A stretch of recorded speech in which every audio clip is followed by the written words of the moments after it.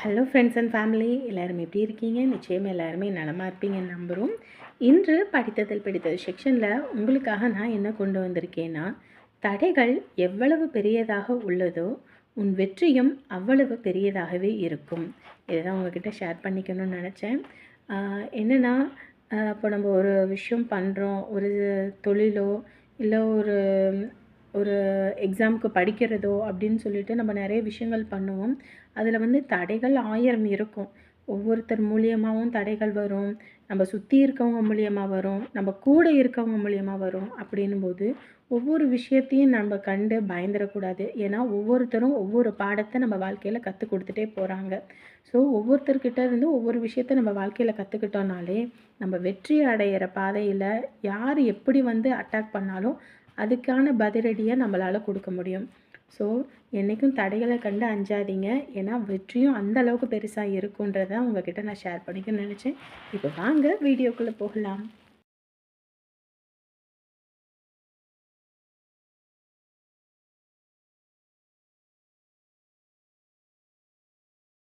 வாப்பா வா. என்ன சம்பளம் வாங்கியாச்சா? வாங்கியாச்சுங்கக்கா. ஏயா, உன் ஒரு ஆளை வச்சு மொத்த லோடு வண்டி மூட்டையும் இறக்கி போடுறானே, வேலைக்கு எதாவது ஆள் போடலாம்ல? நீ ஒரு ஆளை இப்படியே தூக்கி போட்டுக்கிட்டு உடம்பு சரியில்லைன்னு படுத்துக்கிட்டா நாளைக்கு அவன் தருவான். அவன் கொடுக்குற 500 ரூபாவா எந்த மூளைக்கு காணும்? அக்கா, இத்தனை நாள் வேலை இல்லாமல் வீட்டில் இருந்தாச்சுங்கக்கா. அப்போல்லாம் இந்த காசு கூட இல்லாமல் ரொம்ப கஷ்டப்பட்டோம். அதான்க்கா, கிடைச்ச வேலையை ஏதோ முடிஞ்ச அளவுக்கு செஞ்சோம்னா ஏதோ 10 ரூபா கிடைச்சாலும் நமக்கு லாபம் தானே. மூட்டைக்கு எப்படி தரேன்? 2 ரூபாங்க்கா. ஆத்தாடி ஆத்தா, ஒரு மூட்டைக்கு 2 ரூபானா அத்தனை மூட்டையும் இறக்கி இம்புட்டு தானே பானா? அதான்க்கா, நான் அந்த தண்ணி அடிக்கிற பழக்கமெல்லாம் இல்லை, அதனால அதுக்கு ஒரு 100 ரூபா கொடுத்தாக. அப்புறம் இன்னைக்கு ஒரு 100 ரூபா, அதனால சேர்த்து அதில் ஒரு அமௌண்ட் வந்துச்சுங்கக்கா. பாரியா, மாடு மாதிரி இப்படி வேலை பார்த்தேன்னு வையி, அப்புறம் ஒரு குறிப்பிட்ட வயசுக்கு மேலே உடம்பு முடியலன்னு படுத்துக்குவ. அப்போ இவன் கொடுக்குற 500 ரூபாயை வச்சு ஒன்றும் பண்ண முடியாது. வேற வேலை ஏதாவது பார்த்துட்டு போ. அப்படி இந்த வேலை தான் செய்வேனா? ஏன்னா ஒரு 2 பேராவது வேலைக்கு ஆள் போடுங்க. இப்படியெல்லாம் மொத்தமாக தூக்க முடியாதுனாவது சொல்லு. நம்ம சொல்ல முடியும். நீ என்னையா இப்படி இருக்கிற? மழுங்கையெல்லாம் இருக்காத. இந்த காலத்துல எல்லாம் முளை கரைச்சிட்டு போய்கிட்டே இருப்பானுங்க, தெரிஞ்சுக்க. என்னமோ ஒண்ணுங்கக்கா, அவங்க நம்மள எப்படி நினைக்கிறாங்களோ இல்லையோ, நம்மளாம் அந்த மாதிரி எதுவும் ஒண்ணு நினைக்கிறது இல்லைங்கக்கா. என்னங்கக்கா, இதுல 400 ரூபா இருக்கு. 400 ரூபாயா? எதுக்கு? இல்லக்கா, நேத்து மல்லிப்பூ கேட்டதும் கேட்காமையுமே ஊருப்பட்ட மல்லிகைப்பூ கொடுத்துட்டீங்க, அதான்க்கா. பாரு, நான் நேத்தே என்ன சொன்னேன்? எனக்கு இதெல்லாம் வேண்டாம், உன்னைய பார்த்தா என் தம்பி மாதிரி இருக்குன்னு சொல்லி தானே கொடுத்தேன். என் தம்பி கொடுத்ததை நான் கணக்கு பார்ப்பேனா? என்னையா நீ இப்படி கணக்கா இருக்கிற?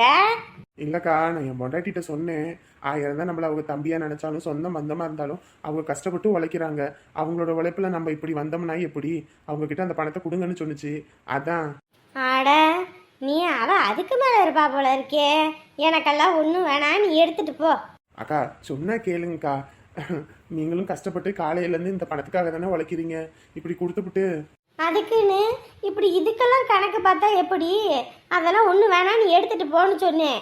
எடுத்துட்டு போ. அக்கா, எப்படிங்கக்கா? என்னையா நீ என்னை தர்ம சங்கடத்துக்கு ஆளாக்குறப்போ? இல்லக்கா, இன்னைக்கு நீங்க எனக்கு கொடுத்தீங்க, இந்த மாதிரி என்னைக்காவது ஒரு நாள் எனக்கு தேவைன்னு படும்போது நான் உங்ககிட்ட வந்து உரிமையா கேட்கலாம். இல்லைன்னா எந்த தைரியத்துல வந்து கேட்க முடியும்? அதனாலதான்க்கா. அதுவும் இல்லாம கடன் அன்பை முறிக்கும். உங்ககிட்ட நான் எதிர்பார்க்கறது இந்த பாசம் தான்க்கா. அதனால இதெல்லாம் கொடுக்க வேணாங்க்கா, அதான். உங்ககிட்ட என்னால பேசி ஜெயிக்க முடியாது. சரி விடு, இன்னைக்கு மல்லிகைப்பூ வாங்குறது. இல்லக்கா, நீ ஏத்து கொடுத்ததே ஊருப்பட்ட பூ இருக்குன்னுச்சு, அது முடிஞ்சோடனே வாங்கிக்கிறேன்க்கா. ஒரே தலையில வைக்க வேண்டியதானே, அதையும் உள்ள மூடி மூடி வச்சுதான் வைக்கணுமா? எல்லாத்துக்கும் சிரிப்பு தான் போ. சரி சரி, உன் பொண்டாட்டி உனக்காக காத்துக்கிட்டு இருப்பா, போயிட்டு வாயா. சரிங்கக்கா, நாளைக்கு வரேன். இப்படி நாணயமா இருக்கவங்களும் உலகத்துல இருக்கத்தான் செய்யறாங்க. ஒவ்வொருத்தர் 1.5 முழம் கொடுங்க 2 முழம் கொடுங்கன்னு சொல்லி சில்லற இல்லை இந்த இங்க போயிட்டு வந்து தாரேன்னு சொல்லிட்டு போவாங்க. அப்புறம் அப்படியே போயிடுவாங்க. அந்த காசு திருப்பி கூட கொடுக்க மாட்டாங்க. ஆனா இந்த பையன் பரவாயில்ல, நம்பிக்கையோட கொண்டு வந்து தந்துட்டு போகுது. இவங்கள மாதிரி 4 பேர் இருக்கிறதுனால தான் இந்த பூமியில மழை பெய்யுது போ. என்னையா வீட்டில் காலையில் வெளியே போனாங்க, இன்ன வரைக்கும் ஆளை காணலையே. ஒருவேளை கிஸ்கேப்பு தான் ஆயிட்டாங்களா? யோ, என்ன பேசிக்கிட்டு இருக்க? அப்படிலாம் போக மாட்டாங்க. நான் தான் இந்த இடத்த விட்டு நவரவே இல்லையே. அவங்க புள்ள இங்க தானே இருக்கா. அப்படிலாம் ஒன்றும் போக மாட்டா. அப்படி இருந்துச்சுன்னா புள்ளைய தூக்கிட்டு போயிட மாட்டோம் நம்ம. அதுக்கப்புறம் எப்படியா இருந்தாலும் இங்கிட்டு தேடி வந்துக்கிட்டு தானே ஆகணும். ஐயோ, ஏதாவது ஒண்ணுன்னா அண்ணன் நம்ம 2 பேரையும் உரிச்சு போடுவாரியா. இங்க வரு, அதெல்லாம் ஒன்றும் பண்ண முடியாது. இருக்கும் ஜன்னல்லையே அந்த பொண்ணு இருக்கா என்னன்னு பாத்துக்கணும். இல்லைன்னு வை, கடைசியில இலவு காத்த கிளி போல ஆயிட போகுது நம்ம பொழப்பு. நீ எல்லாம் சொல்லணுன்ற அவசியமே இல்லை. ஒவ்வொரு டைமும் நான் கண்ணு வச்சு பார்த்துக்கிட்டு தான் இருக்கேன். அதுவும் இல்லாம அந்த பொண்ணு போனா பண்ணிக்கிட்டு இருக்கியா. பாத்ரூம்ல நின்று பேசுது, இங்கிட்டு நின்று பேசுது. உனக்கு கேட்டுச்சா? ஆமா ஆமா, நானும் கேட்டுக்கிட்டு தான் இருந்தேன். ஒருவேளை இந்த பொண்ணுக்கும் லவ் கிவன் எதுவும் இருக்குமோ? அப்படி எதுவும் இருந்தாலும் நம்மக்கிட்டலாம் பருப்பு வேகாது. இன்னும் ஒரே ஒரு நாள் தாயா. இந்த ஒரு நாளை மட்டும் நம்ம கடந்துட்டோன்னு வை, அதுக்கப்புறம் நமக்கு எந்த கவலையும் இல்லை.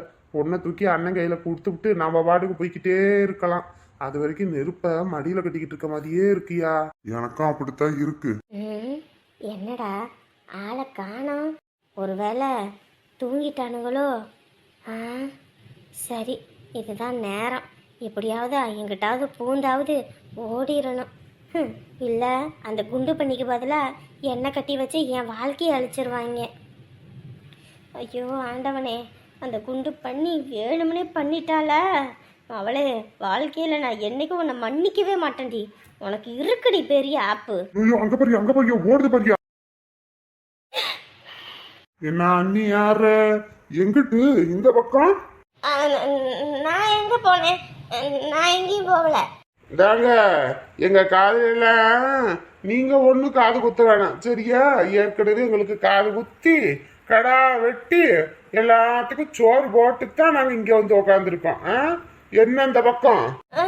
ஒன்றும் இல்லை, சும்மா தான் காற்று வாங்கலான்னு. இது என்ன கடற்கரையா காத்து வாங்குறதுக்கு? ஏன் வீட்டுக்குள்ளதான் பேன் இருக்குல்ல, அதை போட்டா காத்து வராதா? இல்லை, ரொம்ப நேரமாக காற்று உள்ள ஒன்றும் இல்லை, அதான். எந்த காத்து வரலன்னு நாங்க பாக்குறோம். உள்ளவா? உள்ள எல்லாம் வர முடியும், விட முடியாது. உங்களை வெளியே தானே காவு காக்க சொல்லி இருக்கு. நீ யாரு? எங்க காதுல எல்லாம் பூச்சுத்த கூடாது. உள்ள ஓடு. ஐயா, நிம்மதியா கக்கூசு போக விட மாட்டேங்கிறீங்க, வெளியே நிக்க விட மாட்டேங்கிறீங்க. ஏன் இப்படி பாடா படுத்தி எடுக்கிறீங்க? வேற என்னத்துக்கு? எல்லாம் எங்க அண்ணன் கல்யாணத்துக்கு தான். ஓடு ஓடு ஓடு ஓடு, உள்ள ஓடு. அப்படி நீ காத்து தான் வாங்கணும்னா எங்க தோல் மேல ஏறு. அண்ணன் வீட்டுக்கு கூட்டிட்டு போய் விடுறேன். அங்க உனக்கு காத்து வாங்குறியோ இல்ல காலை வாங்குறியோ எல்லாம் வாங்கலாம். பாத்தியா ஐயா உள்ள ஓடுறத? நம்ம கொஞ்சம் அசந்து அங்கிட்டு ஏதாவது படுத்திருந்தோம், நம்ம டிமிக்கி கொடுத்துட்டு ஓடி இருக்கும் போலயே. இங்க வரியா? எதுக்கும் அண்ணனுக்கு ஒரு போனை போட்டு சொல்லிடுவோம். இந்த மாதிரி காலையில போனா ஆளை இன்ன வரைக்கும் காணல, இந்த பிள்ளைக்கு இப்படி வெளியே போற மாதிரி போகுது, நாங்க உஷாரா இருக்கோம், நீங்க அதுக்கப்புறம் என்ன பண்ணணும்னு நினைக்கிறீங்களோ பண்ணுங்க அப்படின்னு சொல்லிடுவோம். ஆமையா, அண்ணன் கிட்ட சொல்லாம விட்டோம், ரொம்ப பெரிய தப்பா போயிரும். இதை ஏன்டா என்கிட்ட சொல்லலன்னு சொல்லி நாளைக்கு நம்ம கிட்ட சண்டைக்கு வந்துருவாரு. நம்ம குடும்பத்தை நம்ம பார்க்கணும், நம்ம புள்ள குட்டிக்காரவங்க. அவர் கோவப்பட்டு ஏதாவது ஒன்று ஆகி போச்சு, அவ்வளவுதான். இந்த ராணி, இதுல 400 ரூபா இருக்கு. 400 ரூபாயா? அவங்களுக்கு காசு கொடுக்க சொன்னனே, கொடுக்கலையா? இல்ல இல்ல, அக்காவுக்கு கொடுத்துட்டேன்.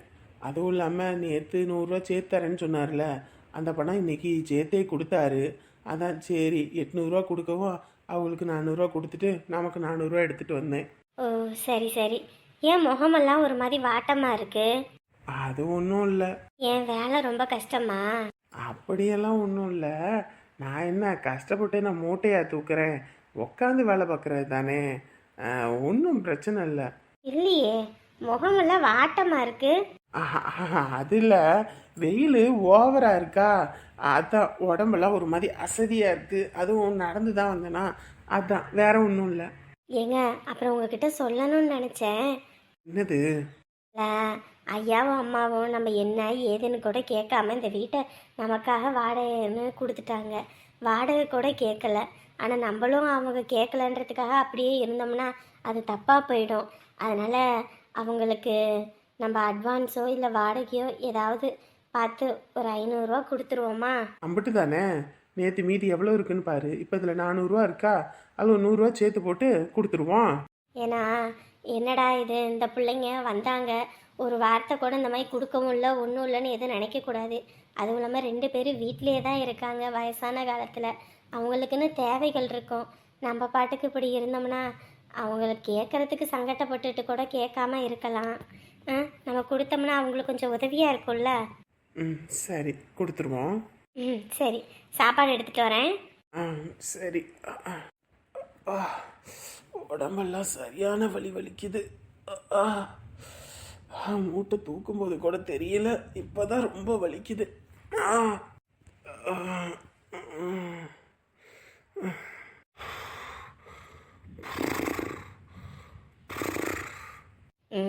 என்னது இது? சாப்பாடு எடுத்துகிட்டு வர்றதுக்குள்ளே படுத்துட்டார் போல இருக்கு. என்னங்க என்னங்க ஏங்க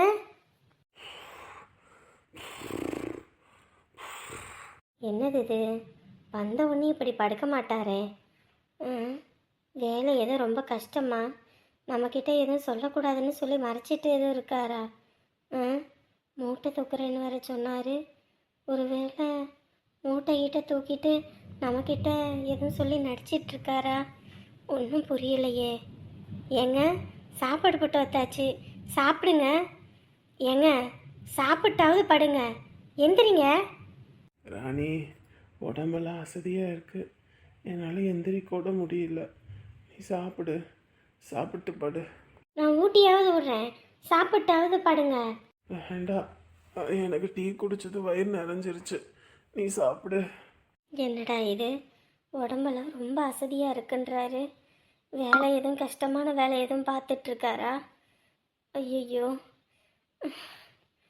ஏங்க கொஞ்சமாவது சாப்பிட்டு படுக்கலாம். துணியை கூட மாற்றாமல் அப்படியே படுத்துட்டாரு. எம்மாடி எப்பாடி என்னடி சிம்ரனு சாப்பிட்டாச்சா? சாப்பிட்டாச்சு. என்ன சரோசா, திருப்பதி போனியே, போயிட்டு வந்தாச்சா? ஆமாடி அத்தா, நல்ல தரிசனம். அப்படியே கூட்டம் இருந்தாலும் சாமியை நல்ல கண்குளிர பார்த்துட்டு வந்தாச்சு. பரவாயில்ல, நீங்கள்லாம் வருஷம் போய் சாமியை பார்த்துட்டு வரீங்க. நானும் தான் போகலான்னா போகிறதுக்கு குடுப்பணியே இல்லை. இப்போ கிளம்புனா ஏதாவது பிரச்சனை வந்துடும், இப்போ போகலான்னா காசு இருக்காது, இப்போ போகலாம் அப்போ போகலான்னு நானும் ஒரு 5-6 வருஷமாக போவேன்னு பார்க்குறேன், போகவே முடியல.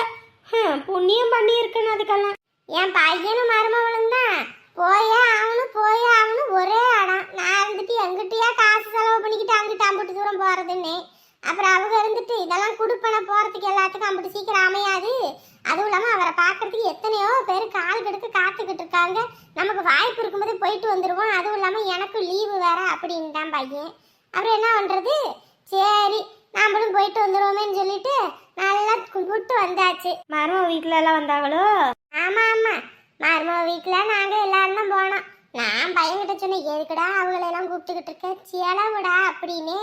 இவன் எங்கே கேட்குறான், ஏமா நம்மளை கூப்பிட்டுட்டு அவங்கள கூப்பிடலன்னா அவன் எதுவும் நினச்சிக்க மாட்டாளா வைக்க மாட்டாளான்னு. என் பையன்னா பொண்டாட்டி கோடு போட்டால் தாண்ட மாட்டான்னு, அவங்கள கூப்பிடாம போயிட்டோம்னா அவ வேற ஆட்டம் கட்டிடுவான்னு சொல்லிட்டு அப்புறம் எல்லாரும் ஒன்று மண்ணா வண்டி பிடிச்சி போயிட்டு வந்தாச்சு. சரி. என்ன பிரசாதத்துக்கு ஒரு லட்டு கூட கொண்டு வந்து தரல? எல்லாமே இருக்குது. ராத்திரியில எங்கிட்டு போய் எல்லார் வீட்டுக்கும் பிரசாதத்தை கொடுக்கறது, காலையில எழுந்து கொடுத்துக்கலான்னு சொல்லிடுச்சு மருமவ. அதனால வச்சுட்டு வந்துட்டேன். சரி நீ வெளியே உட்காந்துருந்தியா, வீட்டுக்குள்ளேயும் உட்காந்துருக்க குளுக்கமா கிடந்துச்சு. அதான் சரி உன்னோட கொஞ்ச நேரம் உட்காந்து பேசிட்டு போலான்னு வந்தேன். அது சரி, ஊருக்குள்ள என்னென்னமோ நடந்துருச்சு போல இருக்கு. என்னத்த சொல்ற? இல்ல, இந்த ராணி பிள்ளை ஏதோ ஓடி போயிருச்சாமல அழகோட. ஆமா, அழகோட போயிருச்சுன்னு தான் சொல்றாங்க. என்னமோ தெரியலப்போ. அந்த புள்ள பூச்சி கணக்கா இருக்குமே, யாருக்கிட்டையும் பேச கூட பேசாது. பேசணும்னா கூட காசு கொடுத்தாத்தான் வாயிலேருந்து வார்த்தையே வரும்னு எத்தனை நாள் நான் சொல்லி கிண்டல் பண்ணிக்கிட்டு இருந்தேன். அந்த பிள்ளை இப்படி பண்ணுன்னு நினைக்க முடியும், நான் நம்ப முடியலையே.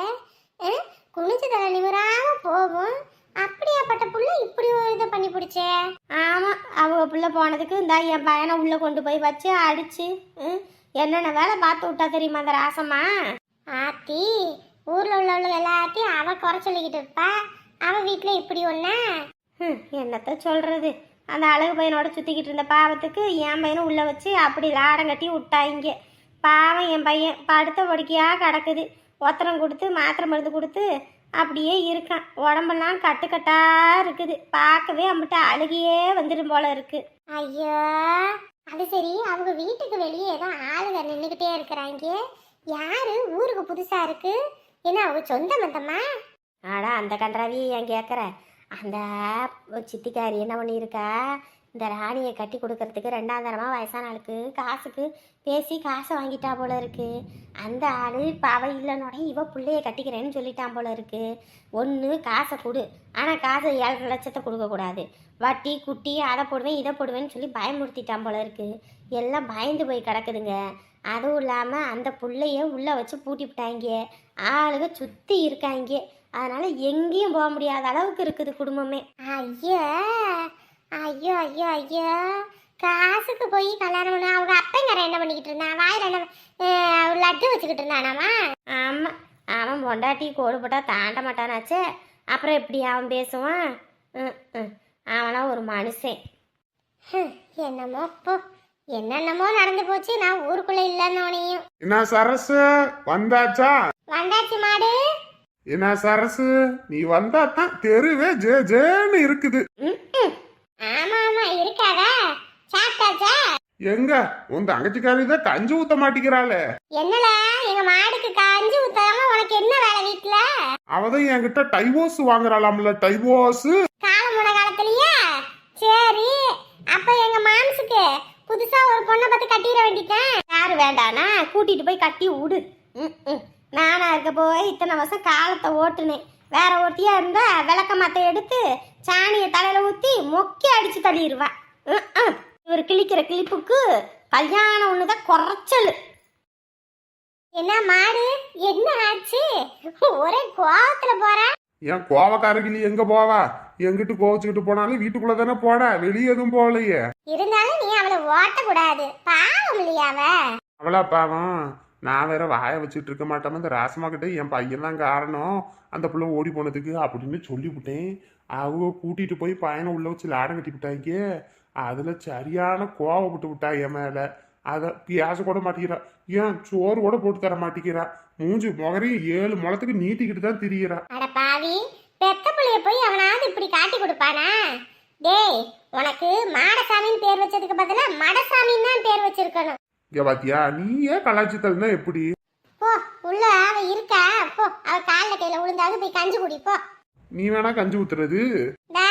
என் பையன் இருக்க கத்தியோட கஞ்சி ஊத்துனேன்னு வையி, குடிக்கிறதுக்கு நாக்கு இருக்காது. ஐயோ ஐயோ, மாடு மாடு. என்னாரு அங்க என்ன பார்த்துக்கிட்டு இருக்கீங்க?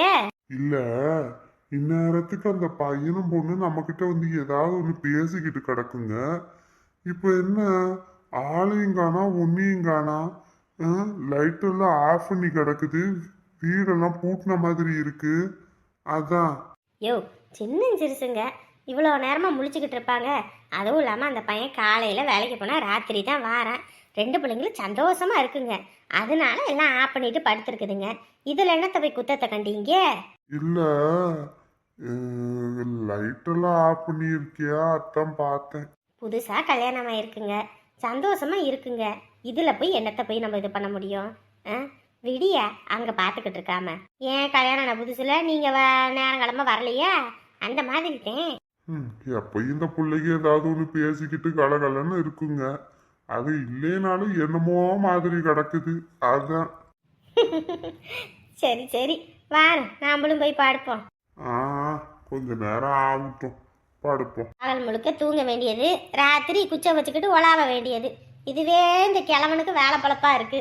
என் கூட போட்டி போடலன்னா இந்த கிழவிக்கு தூக்கம் வராது. அங்கிட்டு பூரா அங்கீரா இருக்கும், அப்படியே போறது. அப்புறம் எங்கிட்டாவது விழுந்து வாரிக்கிட்டு வர வேண்டியது. அப்புறம் நான் இலக்கட்டு மாதிரி அள்ளி கட்டிக்கிட்டு தான் வரணும்.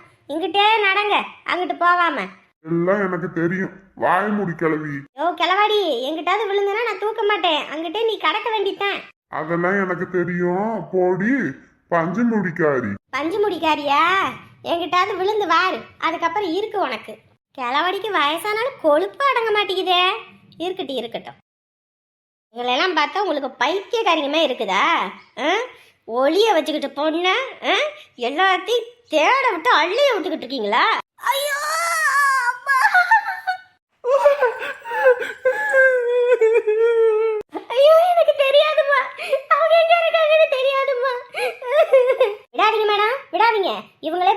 வச்சுக்குவாங்களாம். கடைசியில காணலன்னு எங்களை தேட விடுவாங்களாம்.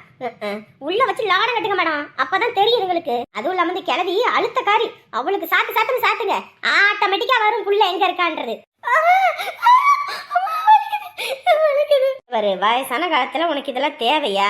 எங்க இருக்காங்க என்ன ஏதுன்னு சொல்லு, சொல்லாம அடிபட்டு கிடக்காத. எனக்கு தெரியாது, எனக்கு தெரியாது. இங்க பாரு, இப்ப மட்டும் நீ வாயை திறக்கலன்னு வையே, இத உள்ள தலையை கட்டி இழுத்து வச்சு அடிக்க வேண்டிதான். என்ன என்ன சொல்ற? ஏய், பார்க்கவே கஷ்டமா இருக்கு, வேணாம், விட சொல்லு. யோ கம்முனீரு, என் புள்ள வாழ்க்கை உன் புள்ள வாழ்க்கையா? வாயை முடிக்கிட்டு இரு. சொன்னா கேட்க மாட்டாங்க, செஞ்சிட வேண்டிதான். அம்மாயி மட்டும்தான் நமக்குன்னு இருக்காங்க. ஐயோ, இப்ப என்ன பண்றது? அக்காவோட வாழ்க்கையா அம்மாயியா? அம்மாயிக்கு மட்டும் ஏதாவது ஒன்று ஆயிருச்சு, இந்த குடும்பத்தோட ஆணை வேற சரிஞ்ச மாதிரி. என்ன பண்றது? உங்க வாயிலிருந்து வார்த்தை வராது போல இருக்கே. சரி, அப்ப என் டெக்னிக் தான் கரெக்டு. உள்ள வச்சு தலைகில கட்டி தொங்க விட வேண்டித்தான். மேடம், அப்படி எதுவும் பண்ணிடாதீங்க. எங்க அம்மா போனதுக்கு அப்புறம் எங்க அம்மா இதான் எனக்கு எல்லாமே. அவங்களுக்கு எதுவும் ஆயிடக்கூடாது. அவங்கள விட்டுருங்க, அவங்கள விட்டுருங்க. அப்பனா இருக்கிற இடத்த சொல்லுடா. ஐயோ, சொல்லிராத. சொல்லிராதலா? பாத்தீங்களா மேடம், பாத்தீங்களா? தெரிஞ்சிருக்கு, இவங்களாம் சேர்த்து நடிக்கிறாங்க. ஏய், இம்புட்டு வயசாகி போயும் நெஞ்சழுத்தமா இருக்கல்ல, சொல்றியா இல்லையா? தெரியாது, எனக்கு தெரியாது. அப்ப சரி, அப்ப முடிச்சு விட வேண்டித்தான். அப்படி எதுவும் பண்ணிடாதீங்க, நான் சொல்றேன். அவங்க எங்க இருக்காங்க என்ன எதுன்னு தெரியாது. ஆனா இன்னைக்கு போன் பண்ணி நாங்க நல்லா இருக்கோம்னு எங்க அம்மா கிட்ட சொன்னாங்க. அவ்வளவுதான் எங்களுக்கு தெரியும், வேற எதுவும் தெரியாது. பாத்தீங்களா, ஆளை காணலன்னு நாங்க பச்சை தண்ணி கூட பல்லப்படாம தெரிஞ்சா இவங்க கறியாக்கி திங்கும் போதே நினைச்சேன் இந்த மாதிரி ஏதோ இருக்குன்னு. வந்துருச்சா மேடம்? அந்த போன் நம்பரை வச்சு கண்டுபிடிங்க மேடம், அந்த போன் நம்பரை வச்சு கண்டுபிடிச்சு உள்ள போடுங்க மேடம். பாவி, நான் போனாலும் பரவாயில்லன்னு நான் இருந்தேன், கடைசியில இப்படி பண்ணிட்டானே. என்னமோ உன் மாமியார் அடிப்படும் போது அப்படியே வருத்தப்பட்டியே, இப்ப தெரியுதா விஷமா காரி எப்படின்னு?